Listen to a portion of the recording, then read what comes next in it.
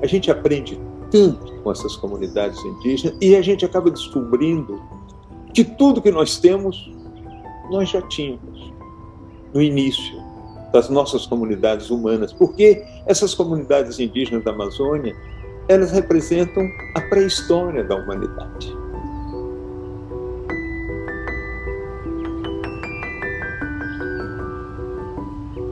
Recebemos neste episódio do Matéria Bruta o fotógrafo e fotojornalista brasileiro Sebastião Salgado. Tendo a exposição Amazônia, presente no Museu do Amanhã, no Rio de Janeiro, como guia desta conversa, Sebastião nos conta sobre o período de mais de 7 anos em que ele esteve trabalhando em solos e áreas amazonenses.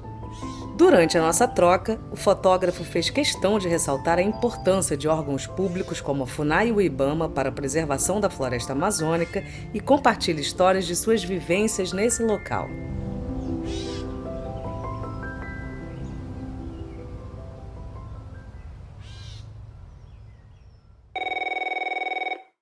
Esse trabalho que eu pude realizar na Amazônia, durante esses 7 anos de trabalho contínuo, entre o início de 2013 e o fim de 2019, para mim foi um momento dos principais da minha vida.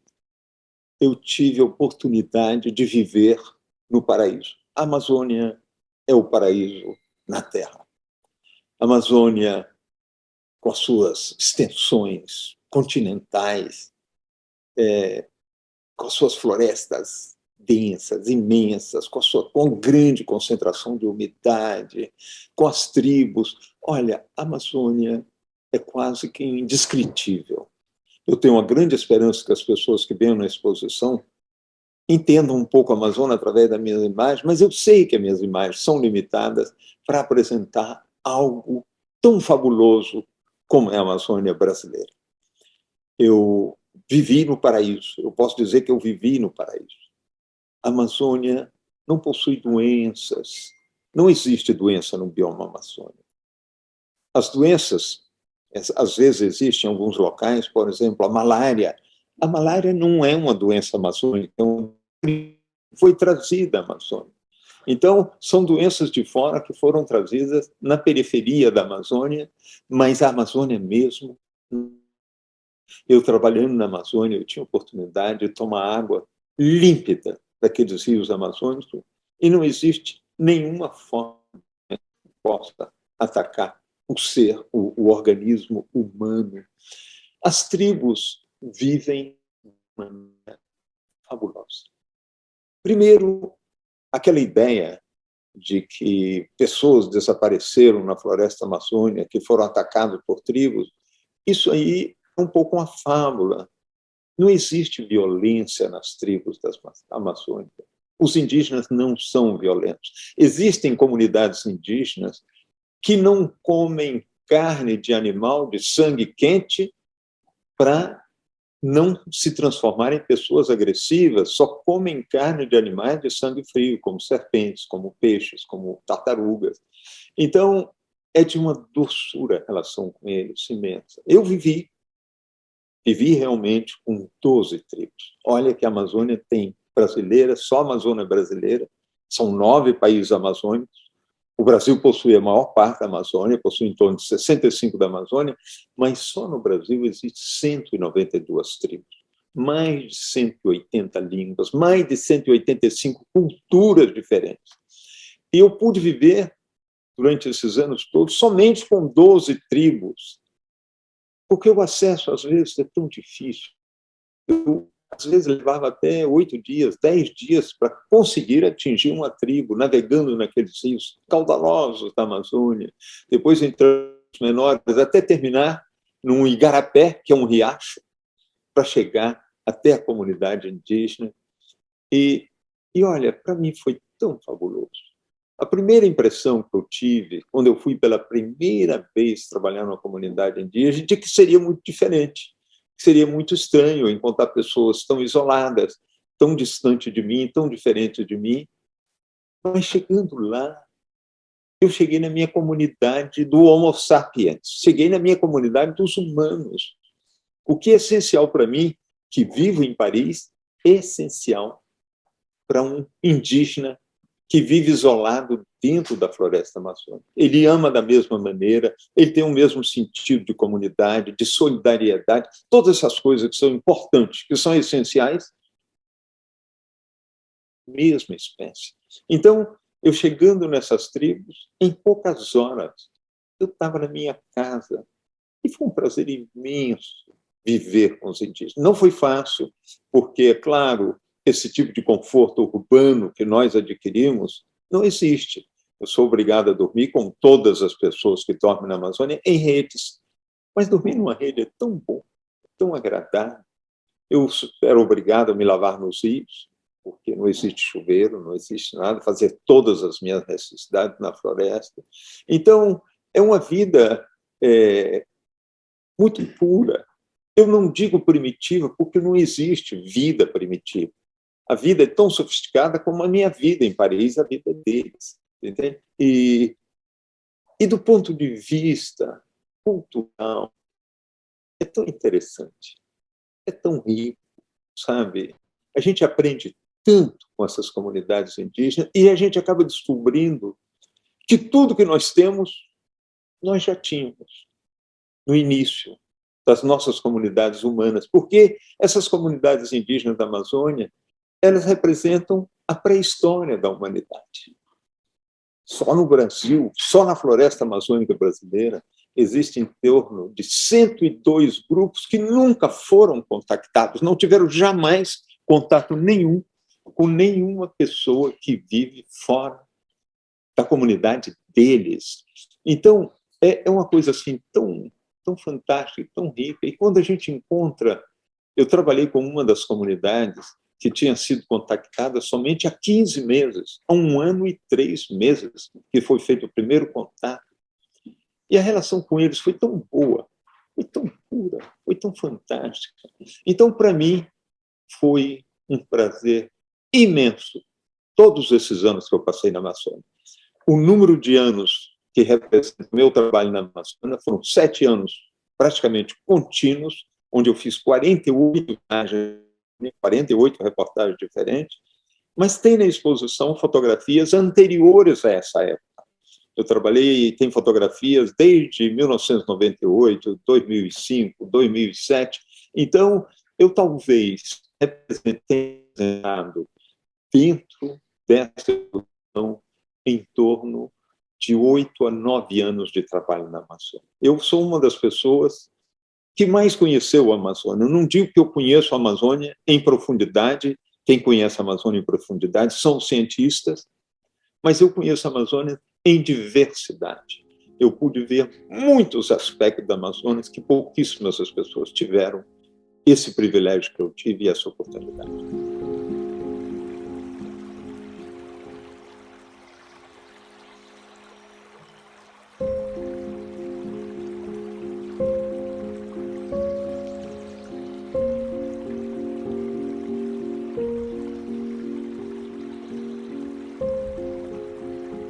Nessa exposição, nós fizemos uma opção de apresentar a Amazônia viva.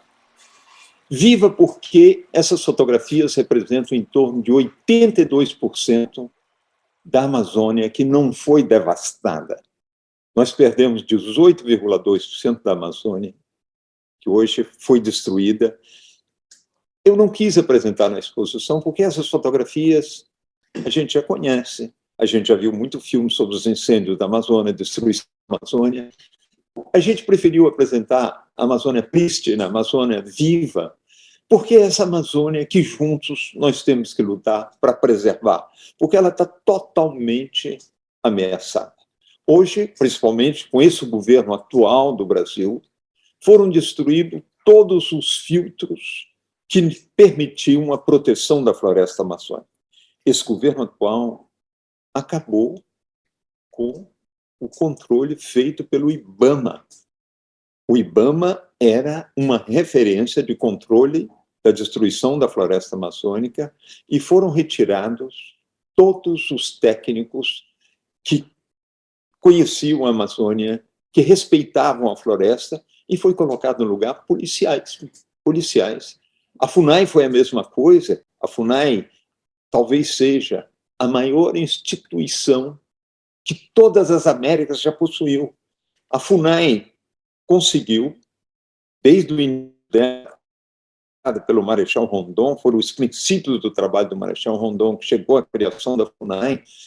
A FUNAI conseguiu que 25,1% do território amazônico fosse transformado em reservas indígenas protegidas pela lei, protegidas pela Constituição brasileira. E o IBAMA conseguiu que 24,9% da Amazônia fosse transformado em áreas de preservação permanente, e essas áreas de preservação permanente são diferentes das áreas protegidas para as comunidades indígenas. Então, se a gente adiciona o que o IBAMA conseguiu fazer através do Ministério do Meio Ambiente de proteger essas áreas da Amazônia, com as áreas protegidas através do trabalho da FUNAI, que é o Ministério da Justiça, nós temos um pouco mais de 50% da Amazônia que é protegido por lei, é protegido pela Constituição. E hoje existe uma ameaça total sobre esses territórios através do governo atual brasileiro, invadindo territórios indígenas. Hoje o território Yanomami está com mais de 20 mil garimpeiros, destruindo a floresta, destruindo os rios, poluindo os rios, violando as comunidades indígenas, violando as mulheres.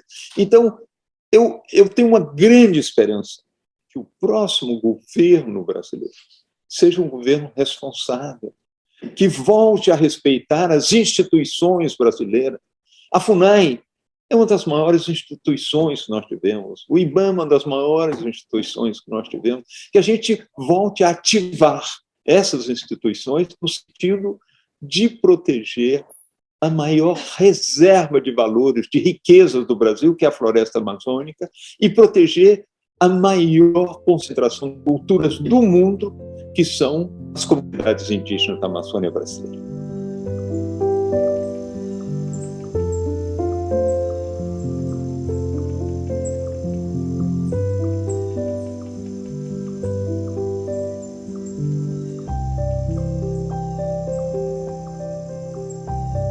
Eu tive oportunidade na Amazônia de também fazer viagens caminhando, viagem por terra, e viagens através dos rios. Olha, viajar nos rios amazônicos é algo espetacular. Eu lembro uma vez que eu saí de Manaus, eu aluguei um barco grande, um barco bem equipado, com uma grande reserva de combustível, e nós fomos navegar, saímos pelo Rio Negro, entramos pelo Parque Nacional do Jaú, e eu queria chegar na origem do Rio Jaú. E depois de 6, 7 semanas de navegação, nós tivemos que abandonar, tivemos que voltar, porque o combustível não era suficiente, e nós nunca não tínhamos atingido aquele ponto que eu imaginei que a gente pudesse imaginar. E acabamos voltamos para Manaus, eu fiz fotografias, para mim, incríveis, eu adorei essa viagem. Mas, olha, foram quase 40 dias navegando em águas amazônicas. O dia que eu tirei meu pé da terra, eu coloquei no barco, eu nunca mais coloquei o pé à terra. Eu só coloquei o pé à terra outra vez 40 dias depois em Manaus, para você ver a dimensão da Amazônia, a dimensão do sistema de águas da Amazônia. É quase como se fazer uma grande viagem transatlântica em um navio, onde você sai, você navega quase que o planeta inteiro para voltar a um ponto. Eu fiz isso dentro do Brasil, dentro da Amazônia. Então, é uma oportunidade fantástica. Eu também tive a oportunidade de fazer viagens terrestres. Eu lembro, uma vez, nós saímos com 22 indígenas, com um grupo de xamãs, e nós fomos subir o Pico da Neblina. Então, foi uma aventura fora do comum, porque As elevações na Amazônia, elas têm a capacidade de ter uma grande concentração de toda a umidade que existe na Amazônia, elas aglutinam no ponto alto. É por isso que o Pico da Neblina se chama neblina, porque ela concentra todas as neblinas. Raramente o Pico da Neblina está aberto, porque é muita umidade. Então, nós fizemos a ascensão e foi espetacular, foi dificílimo. Nós tivemos que usar corda várias vezes para ascensão em determinados pontos, e com os xamãs rezando para a deusa Yanomami, que controla todas as chuvas e todos os ventos e tempestades da Amazônia. Ela vive lá em cima, no Pico da Neblina. Os Yanomami são indígenas de montanha, e os deuses deles vivem nos cimos das montanhas. Olha, para mim foi espetacular. Foi perigoso, muito escorregadio. Eu lembro que eu tive uma queda considerável. Voltando, eu tive que fazer uma operação no meu ombro esquerdo, que eu rompi um tendão do ombro esquerdo, caindo lá nessa ascensão do Amazônia. Então, mas foi para mim uma experiência fora do comum.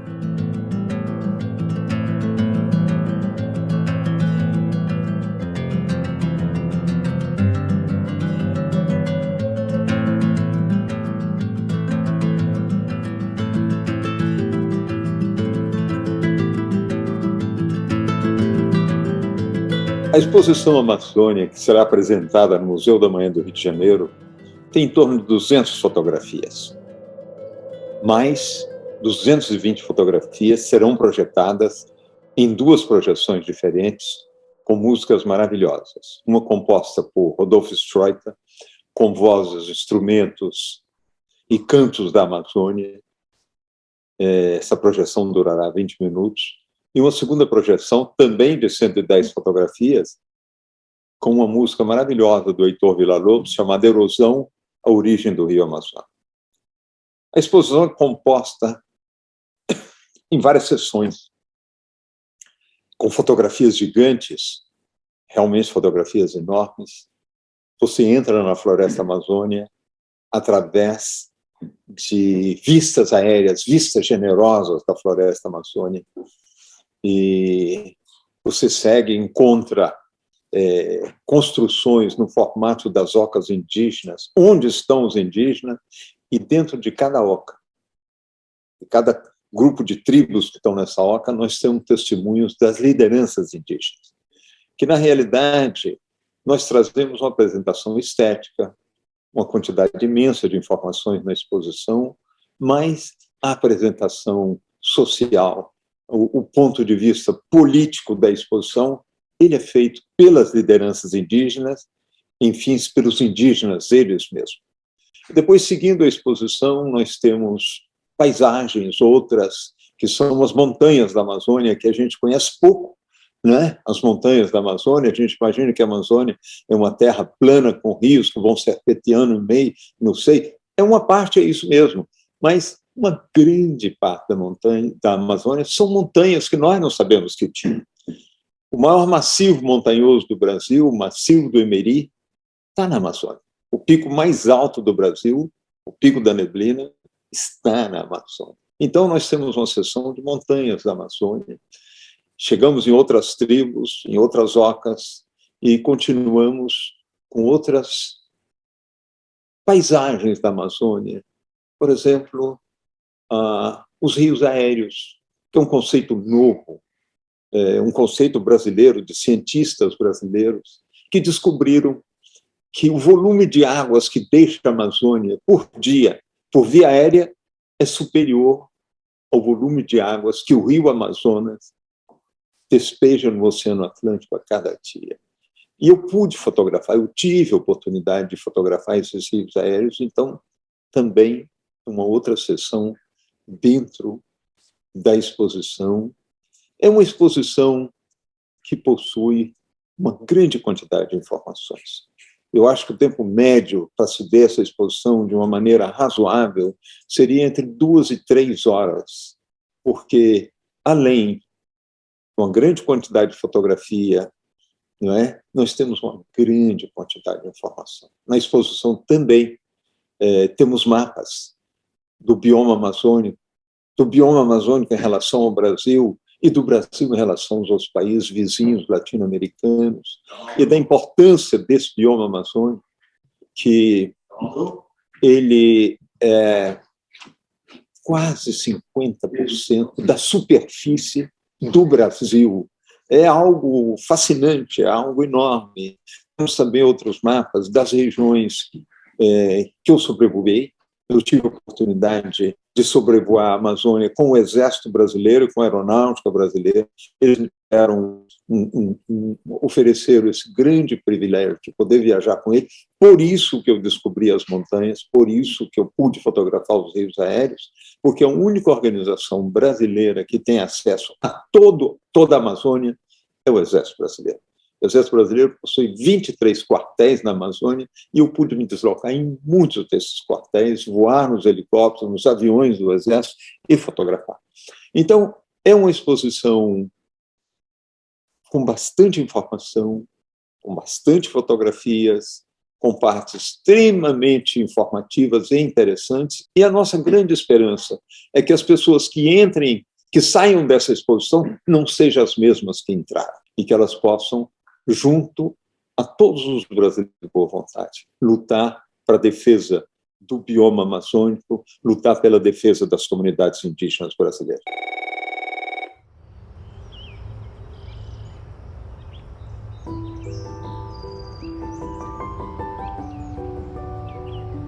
Para você que ficou interessado em conferir essas mais de 200 fotografias de Sebastião na Amazônia, aproveite a exposição que ficará em cartaz até o dia 29 de janeiro de 2023, no Museu do Amanhã, Rio de Janeiro.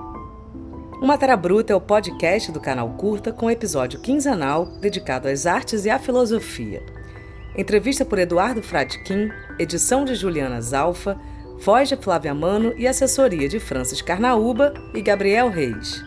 Para não perder nada por aqui, se liga na dica. Siga o podcast Matéria Bruta no Spotify ou na Amazon, se inscreva no Google Podcasts ou no Castbox ou assine no Apple Podcasts. Eu fico por aqui, até a próxima!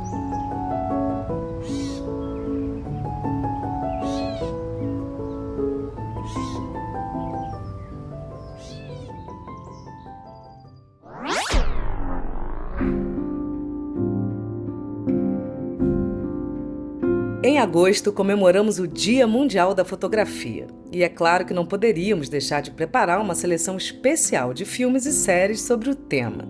Então se liga na dica. O Curta On, seu clube de documentários, reuniu nomes como Henri Bresson, Pierre Verger e Ana Carolina Fernandes em um só lugar. Acesse curtaon.com.br ou assista na Claro TV+.